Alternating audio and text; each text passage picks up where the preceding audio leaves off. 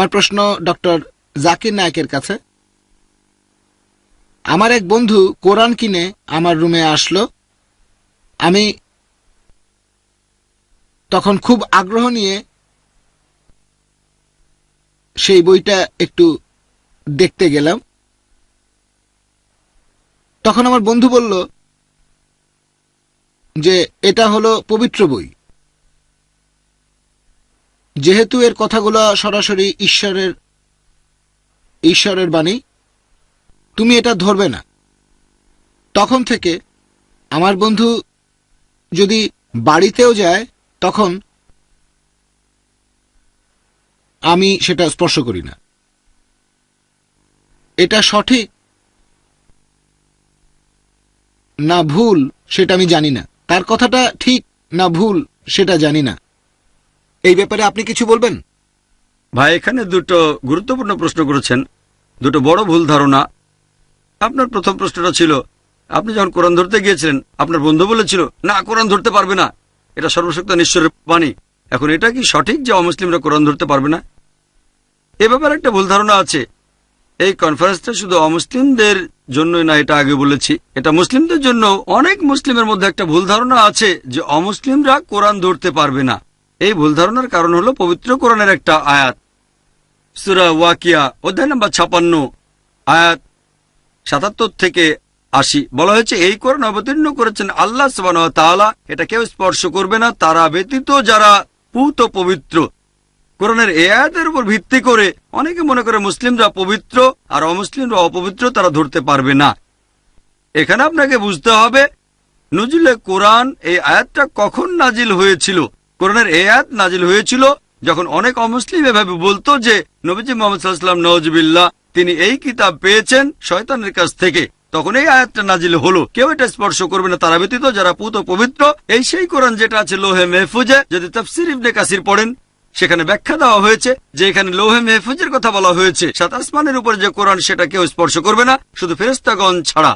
এখানে আরবি শব্দটা মুতাহারিন, তার মানে ফেরেশতাগণের কথা বলা হয়েছে। তারা শুধু শারীরিকভাবে পবিত্র নন, তারা একেবারে নিষ্পাপ। তাহলে লোহে মেহফুজে যে কোরআন আছে সেটা কেউ স্পর্শ করবে না শুধু ফেরেশতাগণ ছাড়া। যদি শয়তান এর কোনো কিছু নিতে চায় সে কাছেই আসতে পারবে না। এখানে বলা হচ্ছে না যে অজু ছাড়া কেউ ধরতে পারবে না। যদি বলা হতো অজু ছাড়া কেউ ধরতে পারবে না তাহলে যে কোনো অমুসলিম 150 টাকা দিয়ে একটা কোরআন কিনে স্পর্শ করতে পারত, তাহলে কোরআন ভুল প্রমাণিত হয়ে যেত। কোরআনকে ভুল বলতো সবাই। এখানে অজুর কথা বলা হয়নি, বলা হয়েছে লোহে মেহফুজের কথা কেউ স্পর্শ করবে না, মানুষও করতে পারবে না শুধু ফেরেশতাগণ বাদে। আর আপনাদের সবাইকে বলবো অমুসলিমদের যেটা উপহার দিতে পারেন সবচেয়ে সেরা সেটা হচ্ছে আল্লাহ তাআলার বাণী। আমার লেকচার মূল্যহীন, আসল কথাগুলো তো আছে আল্লাহ তাআলার এই সর্বশেষ আসমানি কিতাবে। আমরা কোরআনের এই জ্ঞানটাকে প্রচার করব। এখানে অনেকে হয়তো বলবে ভাই জাকির ঠিক আছে শুধু অনুবাদটা দেন, আরবিটা না। আমি বলবো আচ্ছা ঠিক আছে, না দেওয়ার চেয়ে অন্তত অনুবাদটা দেন। তবে আমার মতে আরবিটাও দেওয়া উচিত। কেন? কারণ অনুবাদ করার সময় মানুষের ভুল হতে পারে, তখন বলা হবে যে সেই ভুল করেছেন আল্লাহ সুবহানাহু ওয়া তাআলা, যেটা আসলে ঠিক কথা না। যেমন ধরেন উর্দু একটা অনুবাদে আছে যে সূরা লুকমান অধ্যায় 31 আয়াত 34, আল্লাহ ছাড়া কেউ জানে না মাতৃগর্ভে সন্তানের লিঙ্গ কি হবে। আধুনিক বিজ্ঞান সম্পর্কে খবর রাখা যে কোনো মানুষই জানেন এখন আল্ট্রাসোনোগ্রাফির মাধ্যমে আমরা আগেই সন্তানের লিঙ্গ জানতে পারি। ডাক্তার হিসেবে আমিও এটা জানি। অনুবাদটা ভুল, কোরআনে লিঙ্গ শব্দটা নেই। কোরআন বলছে আল্লাহ ছাড়া কেউ জানে না যে মাতৃগর্ভে কি আছে, সন্তানের প্রকৃতির কথা বলছে, যে ভালো হবে না খারাপ হবে, সমাজের জন্য উপকারী হবে না ক্ষতিকর হবে, সে জান্নাতে যাবে না জাহান্নামে যাবে, বেহেশতে না দোজখে, কেউ জানে না। বিজ্ঞানের সবচেয়ে আধুনিক যন্ত্রপাতি দিয়ে এগুলো জানা যাবে না। এখানে অনুবাদক ভুল করেছেন। তাই যদি আরবিটাও দেন তাহলে যারা আরবি জানে তারা বুঝতে পারবে যে অনুবাদক ভুল করেছে, আল্লাহ তাআলা ভুল করেননি। আমি অবশ্য আরবি সহ অনুবাদ দেওয়ার পক্ষপাতী। যদি আল্লাহ এজন্য আমাকে দায়ী করেন তাহলে শ্রেষ্ঠ মানুষের সঙ্গে থাকবো। কেন জানেন? কারণ আমাদের নবীজি মুহাম্মদ সাল্লাল্লাহু আলাইহি সাল্লাম তিনি যখন অমুসলিম রাজাদের কাছে দূত পাঠিয়েছেন তিনি চিঠিতে কোরআনের আয়াত লিখিয়েছেন সাহাবীগণকে দিয়ে। এরকম একটা চিঠি আপনারা তুরস্কের কপটাকি মিউজিয়ামে দেখতে পাবেন। নবীজি সাল্লাল্লাহু আলাইহি সাল্লাম সেই চিঠিতে কোরআনের আয়াতটা লিখিয়েছিলেন সূরা আল ইমরান অধ্যায় 3 64 নম্বর আয়াত। বলা হয়েছে কুল ইয়া আহলাল কিতাব, বলো হে কিতাবীগণ تعالوا إلى كلمة سواء بيننا وبينكم এসো সেই কথা যে আমাদের ও তোমাদের মধ্যে এক। প্রথম সাদৃশ্য কি? ألا نعبد إلا الله আমরা আল্লাহ ব্যতীত কারো ইবাদত করব না, ولا نشرك به شيئا অন্য কাউকে তার শরীক করব না।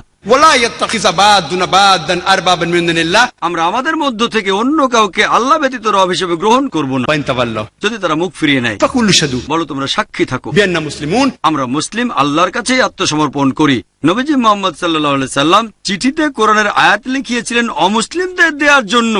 অনেক অমুসলিম চিঠি পেয়ে ইসলাম গ্রহণ করেছিল, আলহামদুলিল্লাহ। কেউ চিঠি পেয়ে ছিঁড়ে ফেলেছিল, অনেকে পায়ের নিচে ফেলে দিয়েছিল। নবীজি সাল্লাল্লাহু আলাইহি ওয়াসাল্লাম কোরআনের আয়াত পাঠিয়েছেন অমুসলিমদের, তারা সেগুলো পায়ের নিচে মারিয়েছিল।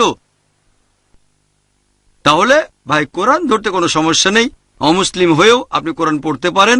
আমরা মুসলিমরা কোরআনকে আগলে রাখার চেষ্টা করি। এটা আমাদের সম্পত্তি না, সব মানুষের সম্পত্তি।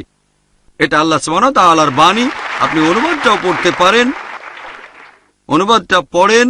যদি কোনো কিছু আপনার ভালো লাগে সেটা মেনে চলেন। যদি কোনো প্রশ্ন থাকে তাহলে এমন কাউকে জিজ্ঞেস করেন যিনি কোরআন সম্পর্কে ভালো জানেন। কোরআন ধরতে পারেন, কোনো সমস্যা নেই। যদি কেউ বলে আপনি কোরআন ধরতে পারবেন না, তার কাছে প্রমাণ চাবেন। কোরআনের কোনো আয়াত নেই, কোনো হাদিসও বলছে না যে আপনি ধরতে পারবেন না। ধন্যবাদ স্যার। ভাই হরিহরণ, আপনি একটু স্টেজে আসেন।